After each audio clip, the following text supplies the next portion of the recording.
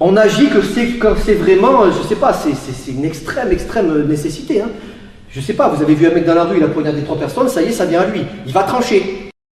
Une saisie, c'est à peu près gérable, à peu près. Hein. Ça dépend de beaucoup de choses. Un coup de poing, ça devient compliqué. Si on ne le voit pas venir, ça part. Sur vous ou sur lui.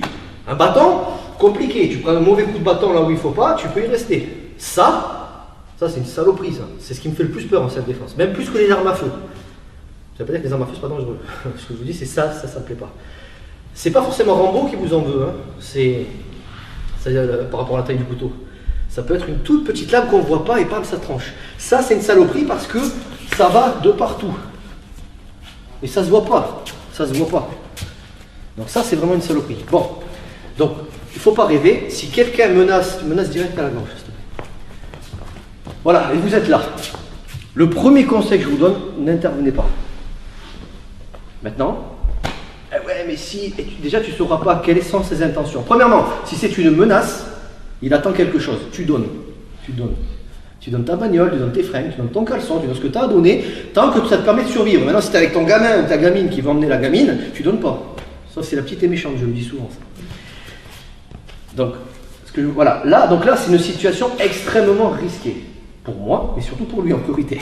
D'accord? Donc tous les trucs comme ça, c'est même pas la peine, on oublie, c'est mort. Donc là, il faut agir sur le bras armé, intelligemment. Si vous frappez, il tranche, c'est foutu. Mettez-vous la pression doucement, il appuie un peu là, voilà. Donc, ce qu'il ne faut pas faire, c'est déjà analyser. C'est analyser. On agit que quand c'est vraiment, je sais pas, c'est une extrême nécessité. Hein. Je sais pas, vous avez vu un mec dans la rue, il a poignardé 3 personnes, ça y est, ça vient à lui. Il va trancher. Là, ouais, on peut peut-être faire quelque chose. Si on a le temps, c'est de la théorie. Si on a le temps, on analyse. Généralement, on n'a pas le temps. Bon.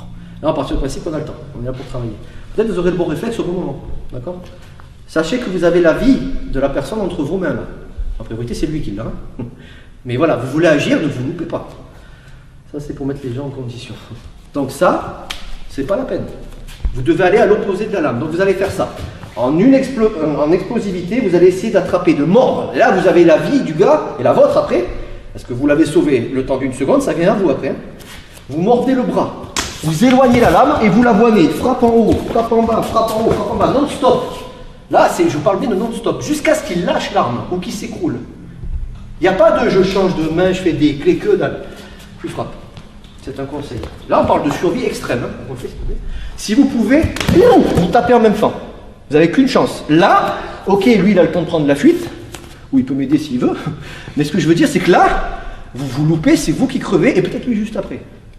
Alors, encore une fois, s'il te plaît, menace. Si vous, voilà, tiens, tu veux quoi, son portefeuille, tiens, voilà, c'est bon. Si vous pouvez, vous essayez de désamorcer calmement, vous donnez. Si tu ne peux pas, t'agis, intelligemment. Lâchez-le, allez, c'est bon, une gorgette. Donc, on va essayer, donc, tronc commun pour tout le monde. Attrapez, mordez. Appuyez, fort. Si jamais la situation vous échappe, il transpire, il pleut ou je ne sais quoi, vous attrapez le vêtement, mais vous lâchez pas ce qui traîne. Et si vous lâchez, vous rattrapez quelque chose. Oui.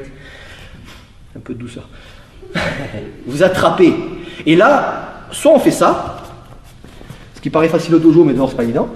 Le truc le plus réflexif, qui est dégueulasse, certes, je vous l'accorde, mais qui est une technique de survie extrême, tu rentres, tu le mords, il lâche, et là tu le fracasses. Bam, bam, bam.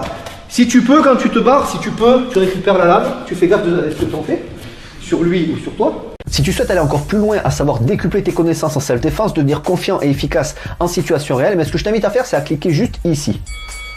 Formation offerte, ou encore sur le lien qui est en description juste sous la vidéo. Voilà, j'espère que la vidéo d'aujourd'hui t'a plu et que t'a aidé à progresser un petit peu plus. Quant à moi, je te retrouve de l'autre côté pour commencer ta formation vidéo offerte. À tout de suite.